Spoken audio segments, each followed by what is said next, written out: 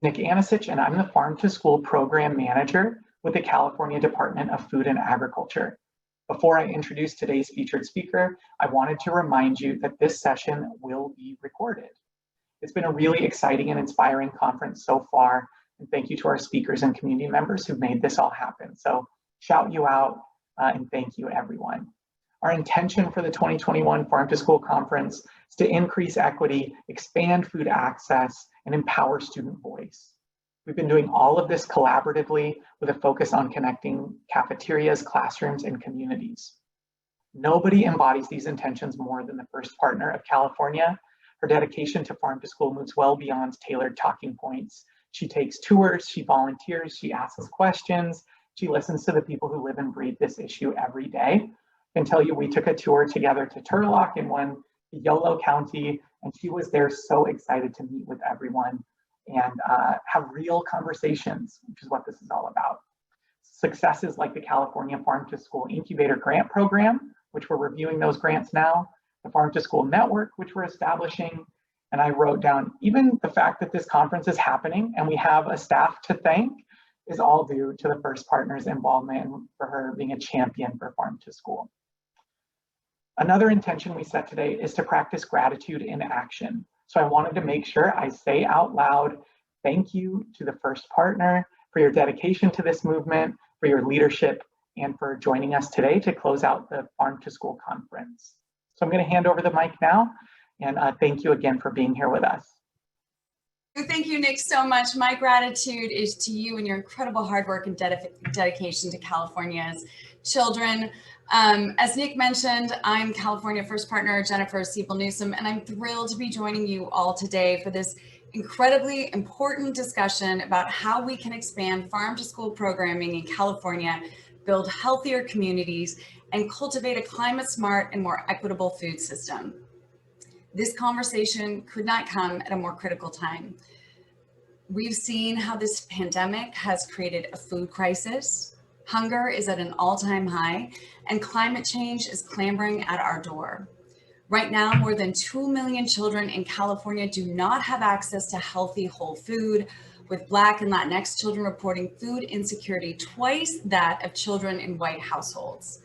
Meanwhile, small, organic, and Black, brown, and Indigenous farmers have struggled to get their produce to market due to breakdowns in the supply chain and long-standing systemic racism. And to make matters worse, no part of our state or country has been untouched by disaster. I mean, just last year here in California, Californians lived through some of the most destructive wildfires in our state's history as a result of climate change. The governor and I are committed to addressing these crises head on and ensuring that California continues to lead in translating climate resolve into real results. And while there's still so much work to be done, I'm energized to be part of a growing movement ready to bring farm to school programs to California school children and create a healthier, more equitable, and climate resilient California for all. Now, I was honored when I was presented with the opportunity to partner with the California Department of Food and Agriculture Secretary Karen Ross to develop a farm to school interagency working group with partners like my dear friend Alice Waters. And this statewide effort brings together experts and stakeholders working to design innovative farm to school programming and ensure that all California kids have access to nutritious and fresh school meals, no matter their zip code. We know that through farm to school programs, California can see firsthand what balanced and healthy nutrition can do for children's minds and bodies, how local procurement from small organic farmers can benefit our local economies, and what regenerative, climate-smart agriculture can do for our planet. And every single person at this conference knows how important introducing children to healthy eating and education is. And so I want to thank all of you for being here today. And with that, I'm thrilled, honored to introduce a shero of mine, an incredible thought leader at the forefront of the farm to school movement. Alice Waters also happens to be an extraordinary chef, author, food activist, maven of the slow food movement, founder and owner of Chez Panisse restaurant in Berkeley, as well as the founder of the Edible Schoolyard project. Alice, it's so lovely to see you. Well, I'm really delighted to be here and honored to be here with so many amazing people working in this whole place of a delicious revolution, which is what I call it, a place where we can make dramatic change. And I'm really, I couldn't be more delighted. I'm around all of you because I know the work that you've been doing. And I don't know in detail, and I'm very sad that I wasn't there for all the sessions, but I can imagine. I can imagine. Well, Alice, this is just such an honor to sit down with you, even if virtually in the middle of this pandemic, although it's hopefully over sooner than later. Your roots are obviously in cooking, but they go back to Montessori education. You were an earlier champion of the slow food movement and sourcing local organic food. You understand the connection that food has to healthy minds and bodies, not to mention a thriving community. And you've always been a champion of Mother Nature. So Alice, will you share with us your journey over the past several decades as you've evolved to champion the farm to school movement? Well, I feel like I should begin with telling you how I really got involved. And I've written a manifesto called "We Are What We Eat." And I've looked back on 60 years of eating in this country.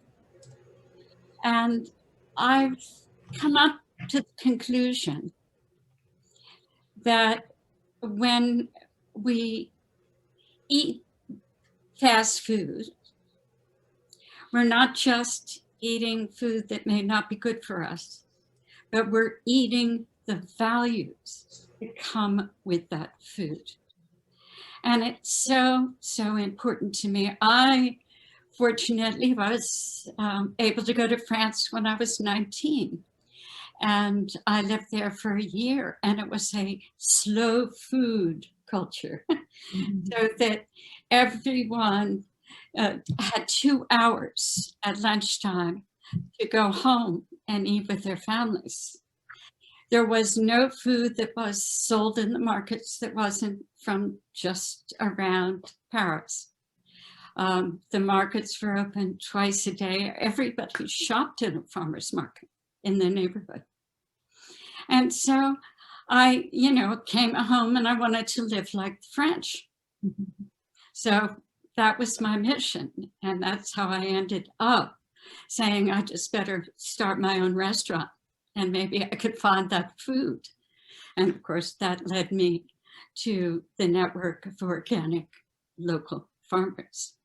But what I wanted to do in this manifesto was to really talk about those values that we have all digested, that more is better, that time is money, that cooking is drudgery, that farming is drudgery, that everything should be available 24/7, that who cares where it comes from? I want what I want when I want it. I want it available all of the time. And so these ideas, and the most important one probably is cheapness. We want food that's fast, cheap, and easy. And cultures since the beginning of civilization have known that food is precious. That's where you want to spend the money, and that farmers are precious, and that connection is essential. So I think knowing that problem and the myths that have been promoted, the idea that advertising confers value. a very big one. So we don't trust anything that isn't advertised. And the myth of, oh, we can't feed kids in school. There are too many. They don't like things. We have to, there's not the money. There's not the time. We can't deal with this huge school system and changing the food. Well, I'd just like to say that's a myth. Mm-hmm. And we have to do it to demonstrate that it is. And that's why I started the Edible Schoolyard project 25 years ago, because I wanted to disprove all of those myths.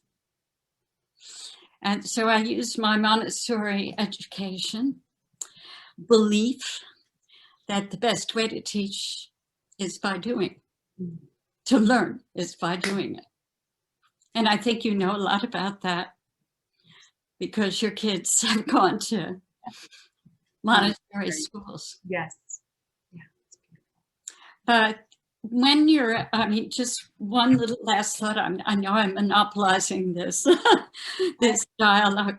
I asked you a big question. It's perfect. You did ask a big question, but something that's really, really important around this thinking of fast food culture is that we have been sensorially deprived. Montessori talks about that all of the time. She worked in the slums of Naples and in India at the turn of the last century. And she discovered that children were really like they were imprisoned by the fact that they weren't touching and tasting and smelling, seeing the beauty of a world. And so, since those are our pathways into our minds, we need to be fine-tuning them. And that was what her pedagogy was all about, touching and smelling and looking and listening. And we live in a culture that's sensorially deprived. We don't see, we're not touching, we're not tasting, we're not seeing the beauty of the world. So that's why the Montessori goes so well with the edible education. Beautiful. Alice, it's really, the timing is fascinating because we've uncovered, right, that farmers are essential workers and that family mealtime, and every parent that I talk to has rediscovered family meals. And so there is an opportunity, there is a light at the end of the tunnel. There is an opportunity to learn from this pandemic and to build back better as a community. And I want to play with that a little bit in this conversation because I think that you and I intuit that and we know that. And I mean, we know, right, that through my work as first partner with my commitment to gender equity and healthy whole children, ensuring children get the best start in life. It's one of the reasons I'm working with Secretary Karen Ross and Nick and the team at Farm to School, because we know that Farm to School programs provide children with opportunities for social and emotional growth. They improve their life skills, self-esteem and sense of self, social skills and behavior. We know kids have been deprived of that this past year in particular. And we also know that Farm to School programs increase physical activity. So I'd love to dive a little bit deeper into the beautiful work that you've done through the Edible Schoolyard, because you believe that children deserve to be nurtured in mind and body, treated with dignity, and shown that they're valued. I love that this all comes back to our values, right? Mm-hmm. So tell me a little bit more about what you all are doing now at the Edible Schoolyard. I remember, was it a year or two ago, you were working on the awesome curriculum cookbook with creating meals from all over the world, but that you could harvest in the school garden or your own backyard. And then share with us some of your goals for the next 25 years. Well, I really feel like 25 years in a middle school with 1,000 kids speaking 22 different languages at home was a very good test case. Teenagers. And so I really took a big, deep breath, and I talked to the principal about what I wanted to do at the school. He was very, very open, Mr. Neil Smith. It's nice to have an enlightened principal. And I said, well, I have a very big vision.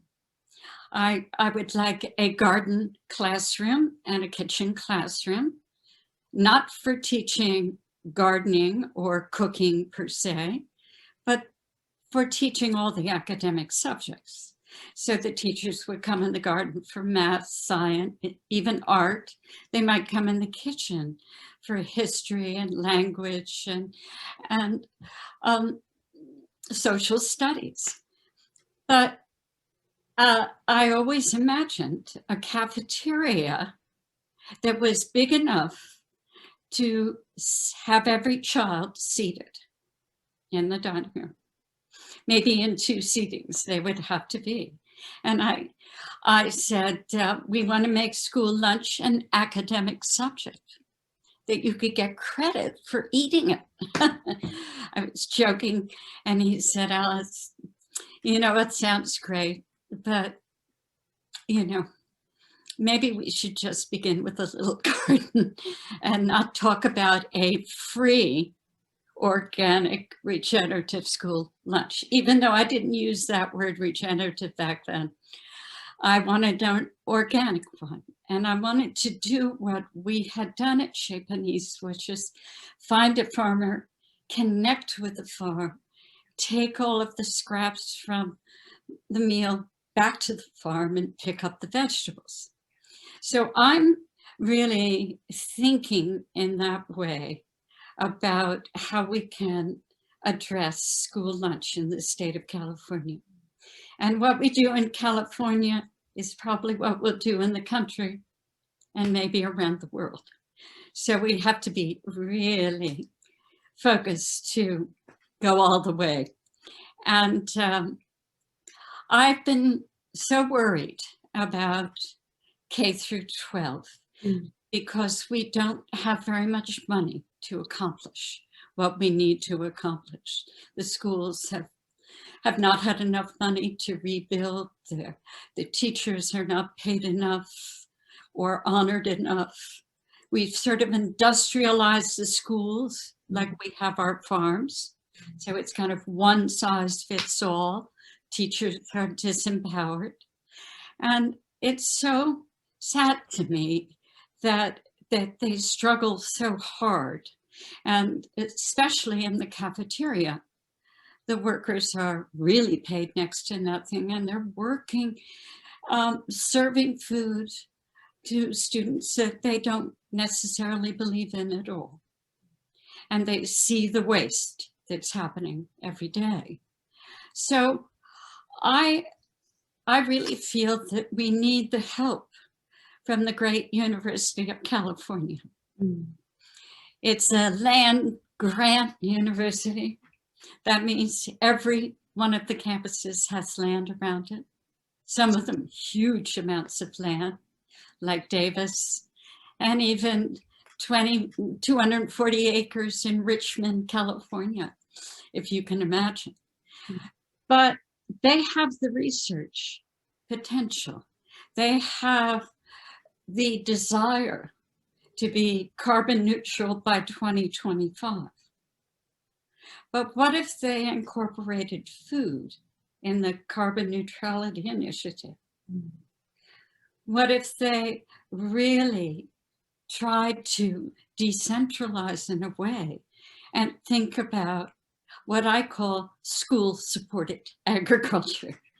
And I say that because I know what farm to school has been in lots of places, where the farmers bring food to the school. And sometimes the school wants so much or not so much. And what school-supported, community-supported agriculture does is tell the farmer or rancher, we want everything you have, and we'll pay you the real cost for that, no matter what. And just think of how many people would want to go into organic regenerative farming or ranching if you paid them and said, we'll take everything. I mean, that's the dream of the farmer. That's what we do with Bob Kennard's farm. We say we'll take everything that you have. And that allows him to really work with us. And he brought the values of stewardship and nutrition right through the back door of Chez Panisse. He just came right through there and he said, why are you throwing this out? Why didn't you eat that? Don't you know what it means to farm? Bring your whole restaurant team up to my farm. Come and see. And I have to say that it really is about taste for me. And the only way to get that taste is to eat seasonally. The only way. So when the tomatoes over, they're over. And on to the next. And look at what could happen in the state of California. It could be incredible. We could support every farmer of color, every young farmer that was dedicated to doing the right thing, taking care of farm workers. Very, very important in the big picture. And the University of California has the procurement power. That's really what we're thinking about. It has already that money, and it could put it in slow food instead of fast food.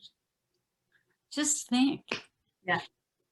I mean, we could begin doing it, and they have begun doing it in lots of counties in California at K through 12, just taking that reimbursement and putting it to the farmers that are local, like the Countess Kitchen, I know does that. And right now at the federal level, we have the potential of getting that reimbursement. So I'm gonna come back to where we were right here a little bit later, because I want to kind of close on some of the vision and the connectivity that you were just talking about. One thing I want to go back to is just that there's this myth or misconception out there that eating well is difficult, that it's expensive, and that children don't like or want fresh food. Can you dispel that myth? I mean, you learned that through 25 years at the Edible Schoolyard and all of your years with Chez Panisse. In fact, children love fresh food, right? They love fresh food right from the garden. So can you tell us a little bit about what you've seen firsthand in your years observing children's food habits? Well, I remember the first day at the Edible Schoolyard, and we were in a summer school class, and we thought we should feed the kids who wanted to come lunch, and then they would be sort of the leaders and cheerleaders for this program when we started in September. So I wanted to just get the best taco. I was thinking about if I could get Frog Hollow peaches and all of that together. And I did, and I brought it over. And they took one look at the taco. No way, no way. Didn't look like Taco Bell to them. And I said, but just try it. No chance. Then I cut the peach, the Frog Hollow peach. And I said, I wanted you to taste this. It's got fur on the outside. It's got fuzz. I don't want to taste it. But that was a big lesson for me, big. And I think the way that we addressed it was kind of through the idea of choice and empowerment of the students, that they could make a decision about what they wanted to eat and how they wanted to eat. And it was really part of Esther Cook's, under her direction, that they became, they felt really taken care of in a way that was very, very special. And it was a combination of a lot of things, but that empowerment, the ability to choose. And then we just moved on from there. Once, I mean, the kids didn't even want to go out in the garden and get their shoes dirty out there. And so we bought all these boots so that they could feel comfortable. And about a month later, they were taking off their boots and throwing themselves down on the grass. So it's like going out in a science class and seeing the raspberry and you just taste it. Oh, you know, and it goes from there. But I know that taste is what wins children over. Mm-hmm. That there's nothing that compares to a taste of something you just picked right from a tree. And if you grow it and you cook it, the kids all eat it. That's it. Yeah. 6 weeks to kale. Yeah. Yeah. It's not easy. Yeah. Well, right. And we know that farm to school programming is associated with lower obesity and lower risks of diseases, all other sorts of diabetes, for example. And again, there's so many mental, physical, and health benefits. And also that when we serve local food, right, 33.1% of students eat more fruits and vegetables. And when we offer school gardens, which I think is the real connectivity here, right, because they're out there with their hands in the soil, picking the berries and the tomatoes off of the actual plants, that 44.2% of students then eat more fruits and vegetables. And that there's so many social and emotional benefits to hands-on food-based activities. Again, encouraging more consumption of fruits and vegetables. I mean, there's just, I mean, to me, it's such a win-win on so many levels. I want to ask you, so we know obviously that when kids eat healthy foods, their bodies and their minds grow stronger. You know that from your work. We also know that farm to school programs are good for local farmers and communities overall. We know that.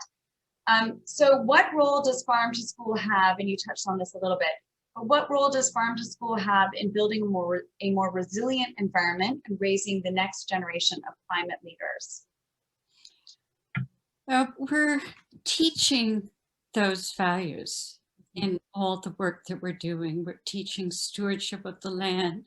We're teaching about nourishment. We're teaching about diversity. Yeah, I mean, can you imagine what a lesson in diversity could be with 10 colors of carrots? And there are 10 colors of carrots. I mean, not one kid wouldn't want to taste all 10.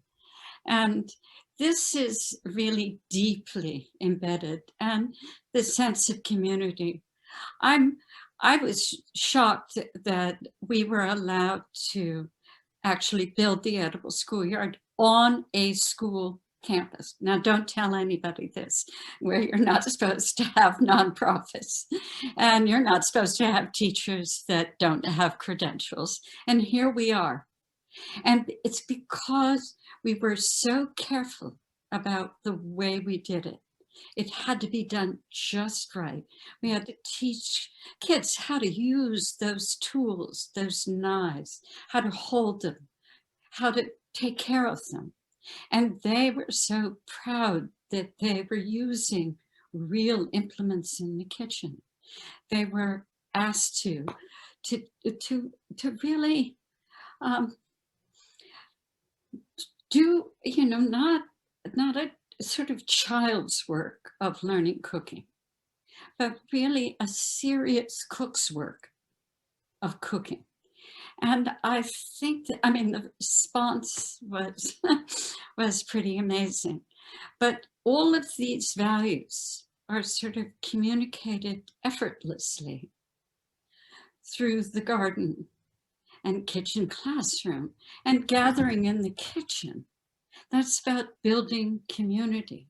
You're all at the table together. Maybe every day you sit with a different group of people, you know, and you're all the time, you know, experiencing the pleasure of conversation at the table. And maybe the teachers are eating there with you, which is what I've always wanted. And maybe it could be a music class at the end of lunch and students could play some music for everybody. I mean, we have never thought about this integration of food and agriculture to bring us back to our senses, which it deeply does, and to humanize the whole experience of school. I wanted to invite parents to come volunteer in the kitchen to shell peas or beans or whatever, and then they could eat with the kids for lunch. The barbed wire fence around schools, the fences, are pushing people away. I mean, we need to have the community come in. We have to build trust. What could be more important? And that is something that has been very successful for these years. And it's why we have the open kitchen at Chez Panisse. People can come in and see what's happening. There's no back of the house. There's no jobs that are undesirable. So in the cafeteria at the school, we made the dishwashing area the most important. We tiled it with beautiful tiles. We made windows so that they could see the students and the students could watch them washing dishes. And then we had windows so there would be air in the room. But that's the kind of, I call it a regenerative kitchen. Yes, yes. You're trying to really collaborate in a way. And that is something that has been toxic in school kitchens, that everybody's vying for the position that gives you a couple pennies more. And we have always worked collaboratively at Chez. And I had an experience at Yale where my daughter went there, so I, of course, followed along. And what happened was that they wanted to have me help to change the food in one of the dining halls. And we were doing dinners to sort of promote the idea. And we invited Michael Pollan to be the speaker, and he was supposed to bring the apples for our apple galettes. Well, there was snow that day and he couldn't get there on time. And so the kitchen had to work differently. They had never worked together before. So they all peeled the carrots, made the soup, did all the things. And when the apples came, they all worked on the dough, made the apple tarts. And when they came out after the dinner, everybody in the dining room stood up and cheered. And that was the most successful entry into university dining that I've ever experienced. And I can't forget it. Yes. And I know it's possible. Yes. That even if you're not paid, you need to have meaningful work.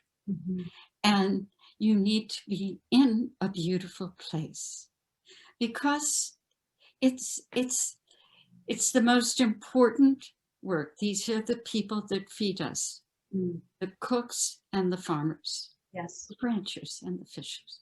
All of those people feed us.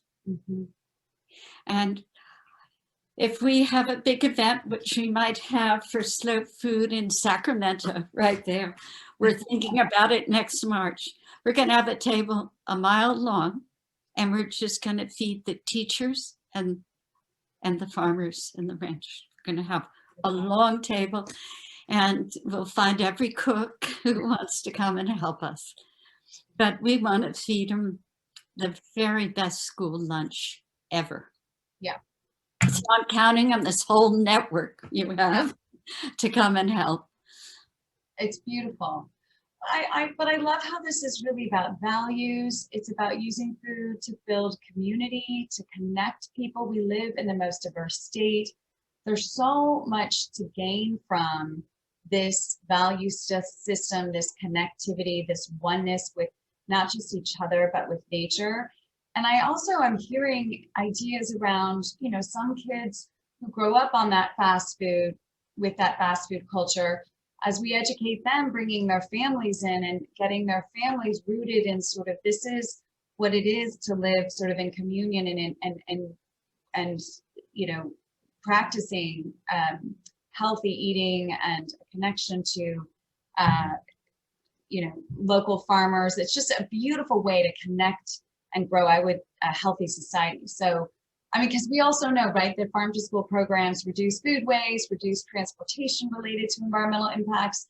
There are all these other benefits, but they really, it really does educate and engage a community in food and environmental issues in that community, and then enable that community to really support the sustainable environmental or regenerative environmental practices and socially just practices in their community, which is only good for a thriving community. But if you just thought about this as an economic stimulus plan, yes, never talk about things like that. What if it were only thought about that as a way to both address climate big time, and as a way to address health? Yes. And let's say you just thought of it as a way to put people into the right businesses. How many tortillas are we going to need for the public school system? I mean, just think of how many tortillerias. Yeah. How many, you know, how many bread makers do we need that care about the land? I mean, we're not just talking about produce. We're talking about milk, we're talking about cheese, we're talking about all the things we need for the kitchen. We're talking about salt, we're talking, where did you get that? Who made it? Can we support you? Yes. And it's enormous. And I know that if we could make a model in the state of California, and that's why I'm hopeful, yes, about the University of California, because they're situated everywhere. And if they find the path, K through 12 can just go down that path. That's right.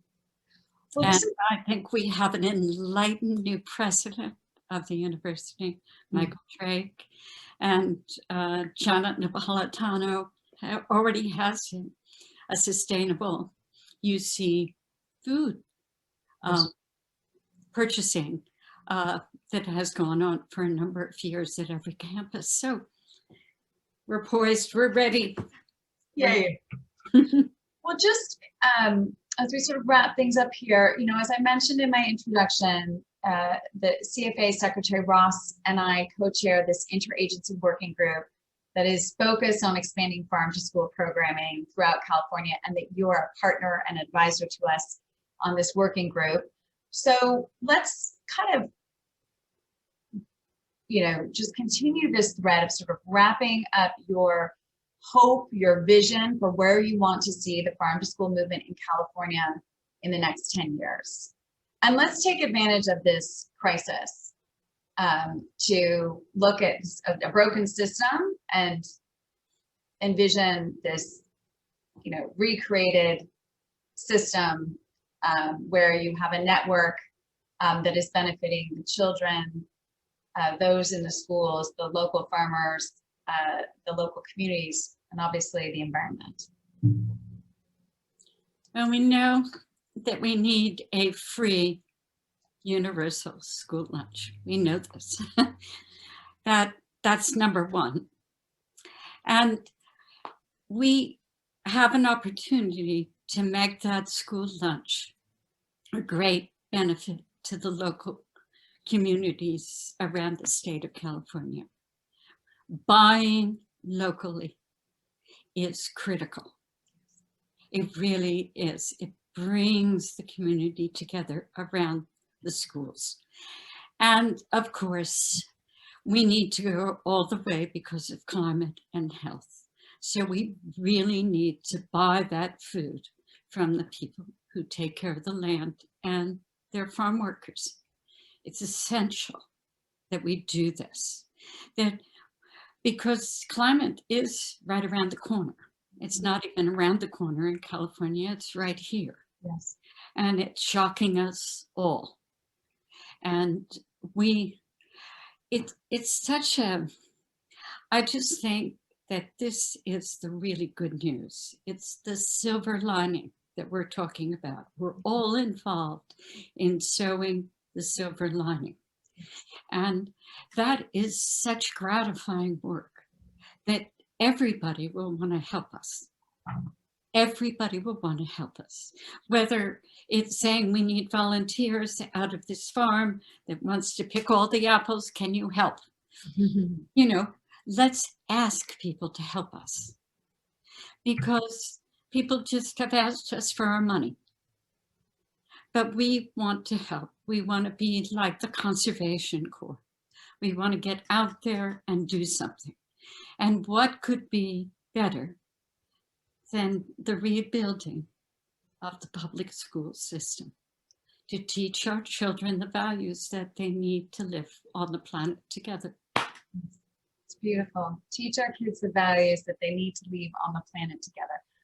Teach our kids the values that they need to live on the planet together. I love that so much. Sorry, I'm in my head with that. It's beautiful. That is my manifesto. When is We Are What We Eat? When is it coming out? Where can we find it? I'll send you all copies. No, June of this year. Is that right? First, it's coming out, but I think they're really prepared to do this extensive virtual book tour. Fabulous. So it's going to be around. Well, sneak review of the cover. We will be cheering you on, and we will all get ourselves a copy. Alice, thank you so much for joining us today. You are the most incredible thought leader in the Farm to School movement. You've been just a dear friend. You always inspire me. I'm so grateful to you and to be on this journey with you. And it was such a pleasure catching up with you and being here with all of you today. This concludes our discussion, and I just thank you, Alice. Thanks for being you.